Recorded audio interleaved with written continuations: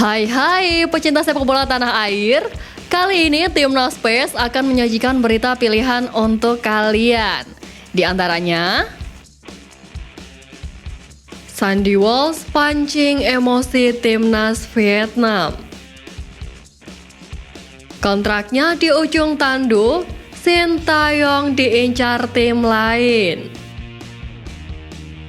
Pelatih Eropa berbondong harumkan sepak bola tanah air. Dan pelatih Ekuador waspadai kandang Garuda. Jadi, simak terus berita Timnas PES selengkapnya.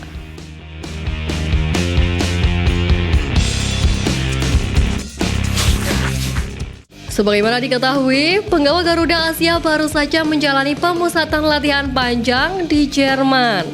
Mereka juga dibekali dengan 7 laga uji coba selama di sana. Usai sampai di tanah air, Ketum PSSI Erick Thohir buka suara terkait persiapan Iqbal Gwijangge dan kolega. Ex-presiden Inter Milan itu menjelaskan bahwa Timnas Indonesia U17 bakal memiliki kesempatan yang luar biasa di ajang Piala Dunia U17 tersebut. Apalagi ini adalah pertama kali skuad Garuda Asia bisa tampil di ajang internasional ini. Erick menambahkan, jika para pemain seharusnya mengikuti instruksi dari pelatih, termasuk soal komunikasi dan organisasi dalam tim. Chemistry pemain jadi faktor penting bagi mereka untuk mendapatkan hasil terbaik. Lini serang diharapkan harus bisa jadi andalan Timnas U17 Indonesia. Satu tempat diprediksi akan dimiliki oleh Amar Rayhan Berkic dan Kouyun Damanik yang sukses mencetak gol di laga uji coba lalu. Skuad Garuda Asia bakal menghadapi Piala Dunia U17 November mendatang. Skuad arahan Bima Sakti itu akan bersua dengan Ekuador U17 di laga pembuka Piala Dunia U17. Sebagaimana diketahui, laga tersebut akan digelar di Stadion Gelora Bung Tomo, Surabaya pada 10 November mendatang. Jelang kedua tim tersebut berhadapan, pelatih Ekuador U17, Diego Martinez, buka suara terkait kekuatan yang dimiliki Timnas Indonesia. Pelatih asal Ekuador itu memberikan peringatan kepada anak asuhnya untuk mewaspadai Timnas U17 Indonesia yang bakal main di kandang sendiri. Dirinya menyebut bahwa dukungan dari supporter akan menjadikan kekuatan skuad Garuda semakin kuat. Diego Martinez pun mengaku bahwa laga pertama Piala Dunia U17 nanti bakal jadi ujian sesungguhnya buat anak asuhnya. Menurutnya, para pemain harus terbiasa untuk tampil di hadapan ribuan supporter. Salah satu pelatih yang menukangi klub BRI Liga 1 mengungkapkan targetnya demi mengharumkan Indonesia di kancah internasional. Sebagaimana diketahui, Bernardo Tavares baru saja membawa tim asuhannya yakni PSM Makassar menang atas Hougang United dalam lanjutan AFC Cup 2023-2024. Pelatih asal Portugal itu berhasil membawa kemenangan perdana untuk skuad Juku Eja di ajang tersebut, di mana sebelumnya mereka kalah 2 kali beruntun ketika menghadapi Haipong FC dan Sabah FC.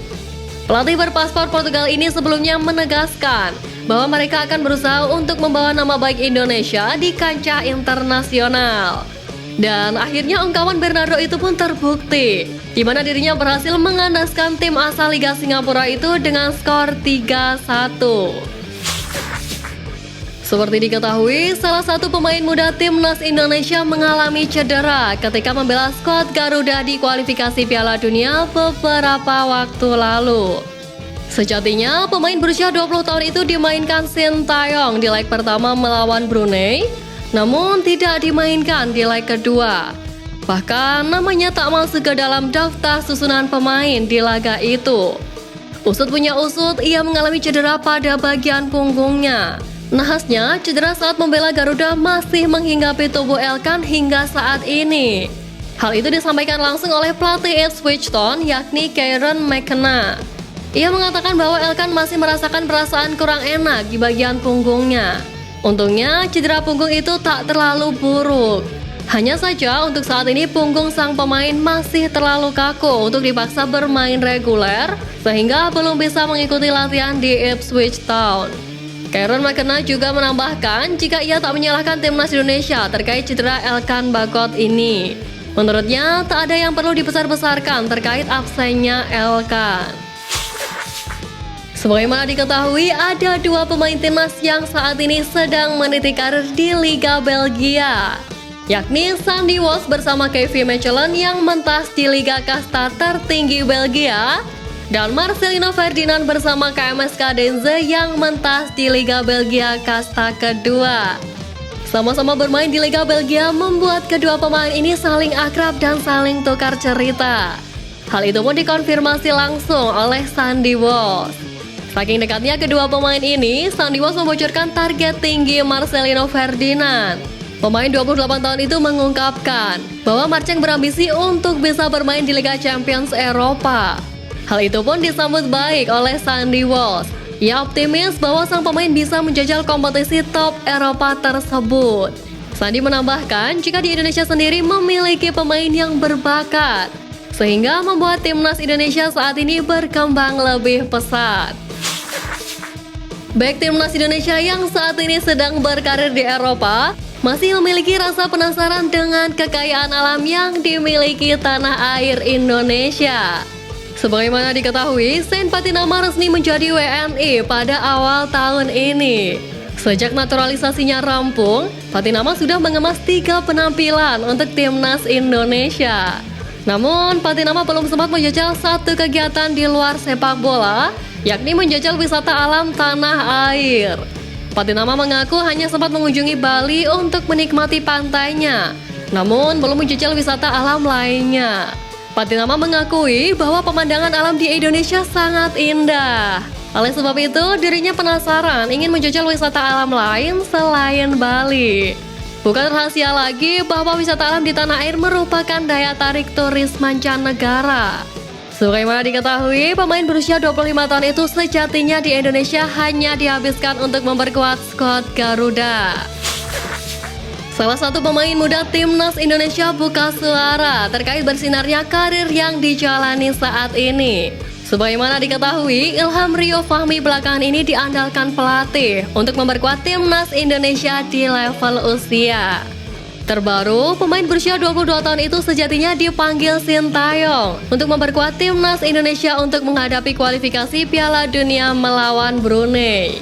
Namun, hal tersebut batal terlaksana karena sang pemain masih fokus pemulihan cedera. Pemanggilan pemain yang berposisi sebagai wingback ini dinilai sudah cukup tepat, sebab Rio Fahmi tampil cukup apik bersama skuad Garuda Muda di kualifikasi Piala Asia U23 beberapa waktu lalu. Selain itu, dirinya juga tampil apik bersama klubnya, yakni Persija Jakarta. Di samping itu, Rio Fahmi mengatakan Thomas Doll memang sangat berpengaruh dalam pencapaian karirnya saat ini. Sebab pelatih itu memberikan kesempatan buatnya hingga saat ini mampu menunjukkan kualitasnya. Pemain berusia 22 tahun itu mengatakan banyak mengambil ilmu dari Thomas Doll. Hal itu pun menjadi kesempatan berharga buatnya selagi pelatih asal Jerman itu menangani Persija Jakarta. Baik timnas Indonesia, Sandy Walsh saat ini sedang menjadi pusat perhatian. Tak hanya di tanah air, pemain berusia 28 tahun itu juga disorot oleh media asal Vietnam, yakni The Tao 24/7. Sebagaimana diketahui, beberapa waktu lalu Sandy Walsh menghadiri sebuah podcast di kanal YouTube Sport 77. Dalam podcast tersebut, Mamat Al-Katiri meminta Sandy Walsh untuk bermain habis-habisan saat bertemu tim Golden Star. Bahkan dirinya berpesan agar Sandy Walsh melancarkan sikutan pada Doan Van Hau. Pemain tersebut dinilai kasar dan jadi salah satu nama yang menyulitkan skuad Garuda. Meski perbincangan itu tidak serius, media The Tao 24/7 justru meresponnya dengan panas. Mereka menyadari bahwa duel kedua tim ini dipastikan tidak berjalan lancar, sebab rivalitas kedua tim semakin memuncak setelah pertemuan di Piala AFF baik senior dan kelompok umur. Media tersebut menambahkan, mereka menilai bahwa skuad Garuda sering bermain kasar dan lebih agresif. Mereka menilai bahwa hal tersebut merupakan ciri khas permainan anak asuh Sintayong. Bahkan beberapa aksi di lapangan dinilai sebagai langkah untuk mengulur waktu.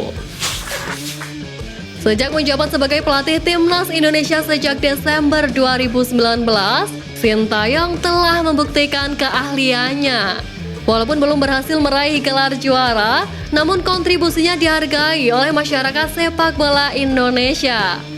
Walau begitu, Sintayong memiliki kontrak yang sudah di ujung tanduk. Pelatih asal Korea Selatan tersebut sejauh ini hanya diperpanjang hingga Juni 2024. Mengetahui kontrak sang pelatih sudah hampir habis, beberapa tim pun mengincar juru arsitek asal negeri gingseng tersebut. Dua peserta Liga 1 telah secara terang-terangan menyatakan minat mereka untuk mendatangkan Sintayong. Kedua tim yang mengincar Sintayong ialah Persis Solo dan PSIS Semarang.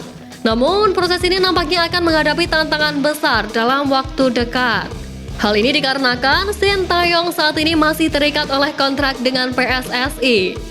Dia memiliki tanggung jawab besar bersama timnas Indonesia dalam sejumlah kejuaraan yang dijadwalkan pada tahun 2024. Tentu harapan para supporter timnas mengharapkan kontrak Sintayong segera diperpanjang oleh PSSI.